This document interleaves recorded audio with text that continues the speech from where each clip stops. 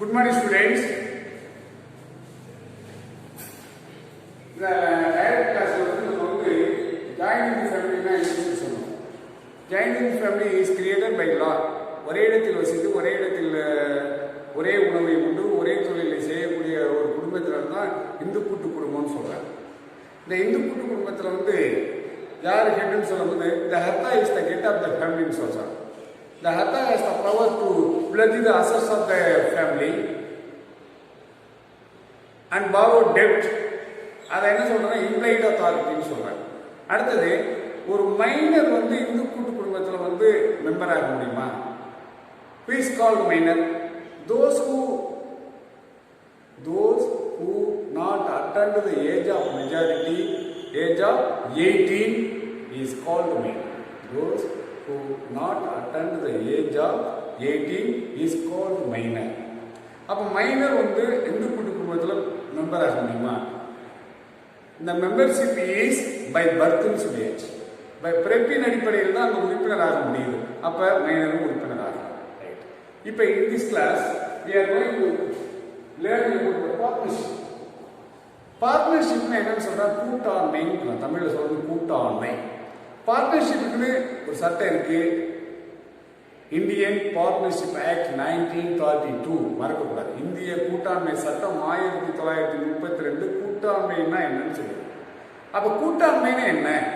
முதல்ல கூட்டாண்மைன்னா என்னன்னு சொல்லும்போது நீ சோல் ட்ரேடிங் கன்சர்ன் என்னன்னு தெரிஞ்சுக்கணும். சோல் ட்ரேடிங் கன்சர்ன் என்ன? உன்னிட்ட கொஞ்சம் மனம் இருக்கு, you have a small amount in your mind, you think you start a business.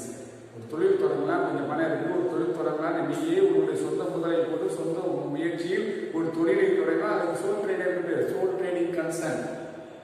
அதுல அட்வான்டேஜஸ் இருக்கும், டிஸ்அட்வான்டேஜஸ் இருக்கும். சோல் ட்ரேடர் என்ன சொல்றாரு, தன்னுடைய மேனேஜரியல் எபிலிட்டி வரையிலும் தான் அந்த நிர்வாகத்தை மேலாண்மை செய்யும். அடுத்தது அங்க அன்லிமிட்டட் லியபிலிட்டி. அன்லிமிட்டட் லியபிலிட்டி என்ன? The creditors has the right to recover the personal assets of the proprietor if the business assets insufficient. Business assets are insufficient to settle the business debts. நிறுவன கடன்களை தீர்ப்பதற்கு போதுமான சொத்துக்கள் இல்லை என்றால் தன்னுடைய சொந்த சொத்துக்களை இழக்க நேரிடும். சோல் ட்ரேடர் அது முக்கிய அன்லிமிட்டட் லியபிலிட்டி. அடுத்தது இங்க சோல் ட்ரேடர் பல குறைபாடுகள் இருக்கு. என்ன? சோல் ட்ரேடர் தனக்கு எவ்வளவு முதல் போட முடியுமோ அந்த முதல் அளவு தான் தொழில் தொடங்குறார். பணம் பத்திலையா, he borrow loan from his friends, நண்பர்கள்ட்ட கடன் வாங்குறார். borrow loan from his relatives, உறவினர்கள்ட்ட கடன் வாங்குறார். இதே நீங்க போய் ஏதேனும் நிதி நிறுவனங்களுக்கு அங்கெல்லாம் கடன் வாங்கி தன்னுடைய தொழில் நடந்து அவருடைய லெவலுக்கு மட்டும்தான் நடத்துறாரு. அப்ப there is no chance of expanding the business. அந்த பிசினஸ் விரிவுபடுத்தக்கூடிய சூழல் கிடையாது. அப்ப பிசினஸ் விரிவுபடுத்தணும், இன்னும் பெரிய அளவில் வியாபாரம் நடத்தணும். அப்ப ஒரு சிந்தனை மனதில் வரும்போது அந்த ஆள் என்ன செய்யறான், தன்னோடு ஒரு ஆளை கூட்டாளியா சேர்க்கிறான். அதான் கூட்டாளி. எதற்காக? முதல் தொகையை அதிகரித்துக் கொள்வதற்காக. Expansion of capital, expansion of business. For this purpose a person includes another person in his business. அப்ப பார்ட்னர்ஷிப் என்ன? ஒன்றுக்கு மேற்பட்ட நபர் ஒரு தொழிலை நடத்தவும் அத்தொழிலில் கிடைக்கக்கூடிய லாபத்தை பகிர்ந்து கொள்ளவும் உடன்பட்டால் அவர்களுக்கு இடையில் ஏற்படக்கூடிய உறவு முறைக்கு கூட்டாண்மை என்று பெயர். கூட்டாண்மை பார்ட்னர்ஷிப். அப்ப என்ன சொல்றாங்க, கூட்டாண்மை சொன்னா ஒன்றுக்கு மேற்பட்ட நபர் வேணும். அப்ப to start a partnership firm minimum number of members is requested is only 2. மறக்கக்கூடாது. மேக்ஸிமம் அதிகபட்சம் எத்தனை பேர் இருக்கலாம்னா 50 பேர். அப்ப மினிமம் 2, மேக்ஸிமம் 50. அப்ப என்ன சொல்றாங்க, any 2 persons agree to share the profits of a business. Any 2 persons agree to share the profit of the business carried on by all or any one of them acting for all. The business is called partnership. அனைவரை சார்ந்து ஒருவரும் ஒரு தொழிலை நடத்தவும் தொழிலில் கிடைக்கக்கூடிய லாபத்தை பகிர்ந்து கொள்ளவும் உடன்பட்டால் அப்ப பார்ட்னர் அக்ரிமெண்ட், ஒரு ஒப்பந்தம் இருக்க வேண்டும். அப்போ பார்ட்னர்ஷிப் கூட்டாண்மைங்கிறது ஒப்பந்தத்தின் அடிப்படையில் தொடங்கக்கூடிய ஒரு தொழில். அப்போ ஒரு கூட்டாண்மை தொடங்கணும்னா ஒன்றுக்கும் மேற்பட்ட நபர் வேணும், மோர் தென் a person. அப்ப minimum number of persons required is 2, maximum number of persons required is 50. மறக்கக்கூடாது, குறைந்தது 20, அதிகபட்சம் 50 பேர் ஒரு கூட்டாண்மையில இருக்கலாம். அப்ப கூட்டாண்மைனா அங்க என்ன இருக்கணும்? there must be an agreement, ஒரு ஒப்பந்தம் இருக்கணும். the agreement may be சொல்றப்ப oral or written, வாய்மொழியாகவோ அல்லது எழுதப்பட்டிருக்க வேண்டும். மறக்கக்கூடாது, இதான் மீன். அப்ப கூட்டாண்மையில என்ன இருக்கணும்? there must be an agreement, ஒப்பந்தம் இருக்க வேண்டும். அப்ப அந்த ஒப்பந்தம் எப்படி இருக்கணும்? எழுதப்பட்டு இருக்கலாம். it must be in written or it must be in oral, வாய்மொழியாக இருக்கலாம். ரெண்டு பேரும் உட்கார்ந்து கூடி பேசி இப்படி செஞ்சுக்கலாம்னு சொல்றாங்க. அடுத்தது பாருங்க, கூட்டாண்மை தொழிலில் ஈடுபடுறவங்க conduct a lawful business. They conduct a lawful business, சட்டத்திற்கு உட்பட்ட தொழிலை தான் நடத்த வேண்டும். unlawful business நடத்தக்கூடாது. ரெண்டு பேர் சேர்ந்து ஒரு லாபம் தரக்கூடிய ஒரு தொழிலை நடத்தலாம், சட்டத்திற்கு உட்பட்ட தொழிலை நடத்தலாம். சட்டத்திற்கு புறம்பான கள்ளக்கடத்தல் செய்யக்கூடாது. ரெண்டு பேர் சேர்ந்து போய் திருடக்கூடாது. சட்டத்துக்கு புறமான தொழிலை செய்யக்கூடாது, சட்டத்துக்கு உட்பட்ட தொழிலை நடத்தணும். இப்ப புக் எடுத்துக்கங்க. இப்ப பார்ட்னர்ஷிப்னா என்னன்னு பார்ப்போம்.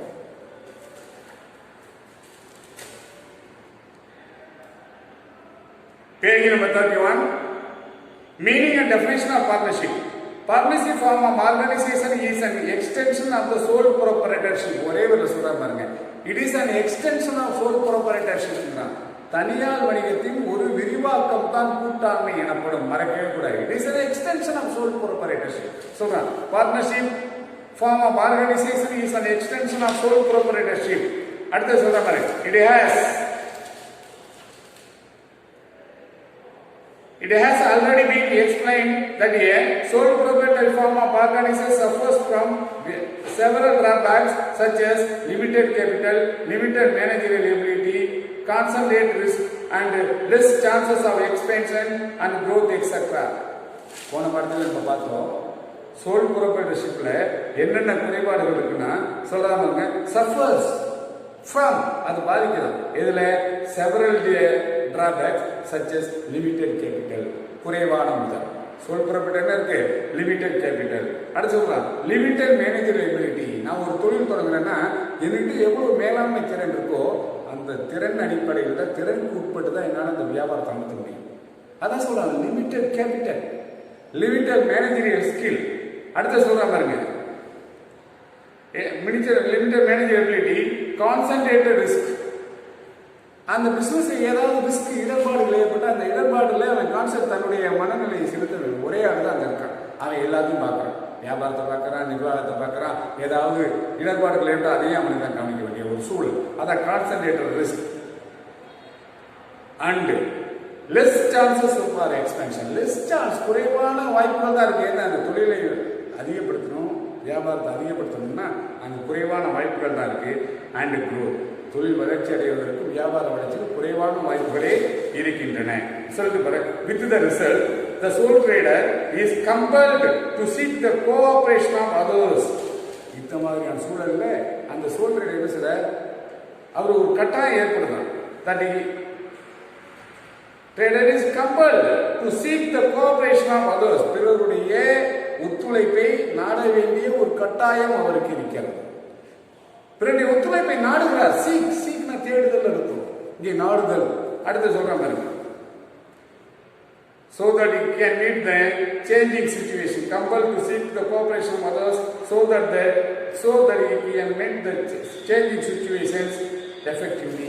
மாறி ஒரு சூழலை திறமையாக அவன் செய்ய கையாள வேண்டும் என்றால் இன்னொருவருடைய துணை அவருக்கு தேவைப்படுகிறது, இன்னொருவருடைய ஒத்துழைப்பு அவருக்கு தேவைப்படுகிறது சொல்லிட்டு சொல்றாங்க. Generally, when a sole trader finds it difficult to handle the problems of growth and expansion, he takes a partner. வியாபார வளர்ச்சிக்கும் வியாபார முன்னேற்றத்துக்கும் இன்னொரு கூட்டாளியை அவர் தன்னுடைய கூட்டாண்மை நிறுவனத்தில் தொழிலில் கூட்டாளியாக சேர்த்துக் கொள்கிறார். Thus, it represents the next stage in the evolution of business organisation.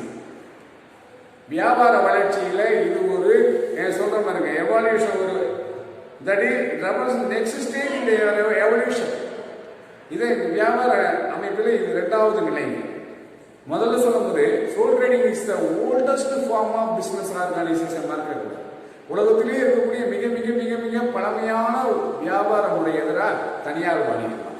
அப்ப அதற்கு அடுத்த ஸ்டேஜ் என்னடா பார்ட்னர்ஷிப். எதுக்காக partnership? To expand the business, for the growth of the business. The sole trader seeks a cooperation of others. பிறருடைய ஒத்துழைப்பை நாடுகிறார். அதற்காக ஒரு ஆள் நம்முடைய நிறுவனத்தில் கூட்டாளியை சேர்க்கிறார். The persons who enter the partnership are individually called partners. The persons who enter into partnership, இந்த கூட்டாண்மையில யார் யார் சேர்ந்திருக்கிறாங்களோ அவங்கள தனித்தனியாக enter in the partnership, கூட்டாளிகள் சேர்ந்தவங்க தனித்தனியாக சொல்லும்போது பார்ட்னர் சொல்றாங்க, கூட்டாளிகள் சொல்றாங்க.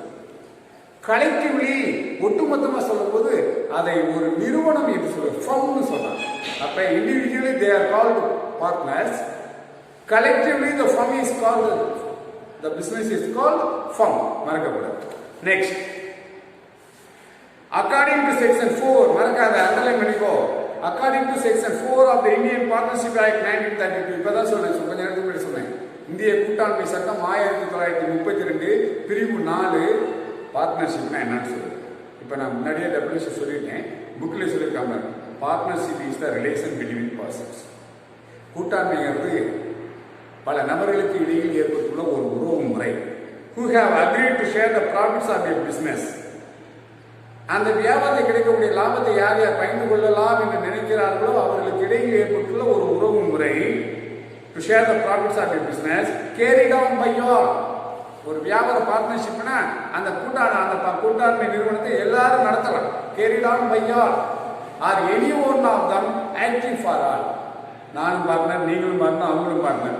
நம்மளால எல்லாம் போக முடியல. அப்போ ஒரு ஆளை கூப்பிட்டு நீ எது வேணாலும் பார்த்துக்கோ, வர லாபத்தில் எங்களை பிரிச்சு கொடுத்துன்னு சொல்ற மாதிரி அதான் sir carried on by all. அனைவரும் any one of the acting for all. அனைவரும் அனைவரும் சார்ந்து ஒருவரும் ஒரு தொழிலை நடத்துகிறார். அதுதான் என்ன சொல்றாங்க கூட்டாண்மை. மறக்கக்கூடாது. இந்த டெஃபினிஷன் படிச்சுக்கணும். Indian partnership act section 4. Next, அடுத்தது கொடுத்துருக்காங்க பாருங்க, பாக்ஸ்ல கொடுங்க. Definition of partnership according to professor Haney, the relations which exist between persons. The relation exists between person. பல நபர்களுக்கு இடையில் ஏற்படக்கூடிய ஒரு உறவு முறை. competent to make contracts. competent to make contracts. உறவு முறை மட்டுமல்ல, அவர்கள் தங்களுக்கு இடையில் ஒரு ஒப்பந்தத்தை ஏற்படுத்திக் கொள்கிறார்கள். கான்ட்ராக்ட், ஒப்பந்தம். who agree to carry on a lawful business. சட்டத்துக்கு உட்பட்ட ஒரு தொழில் நடத்துவதற்கும் அத்தொழிலில் ஏற்படக்கூடிய லாபத்தை பகிர்ந்து கொள்வதற்கும் செய்து கொண்டு ஒப்பந்தத்தின் அடிப்படையில் ஏற்படக்கூடிய ஒரு உறவு முறை தான் பார்ட்னர்ஷிப். அதான் இங்க சொல்றேன். The relations which exist between persons competent to make contracts who agree to carry on a lawful business, மறக்காத, in common with a view to private gain. ஒரு வியாபாரம் நடத்தினா with a view to private gain, ஆதாயம் அடைய வேண்டும் என்பதற்காக தான். ஆதாயம் அடைய வேண்டும் என்பதற்காக தான் ஒரு வணிகத்தை நடத்தக்கூடியவர்கள் அவர்களுக்கு இடையில் ஏற்படுத்திய உறவு முறை தான் கூட்டாண்மை எனப்படுகிறார். அடுத்து சொல்றாங்க பாருங்க, அக்கார்டிங் டு ஸ்பைரஜி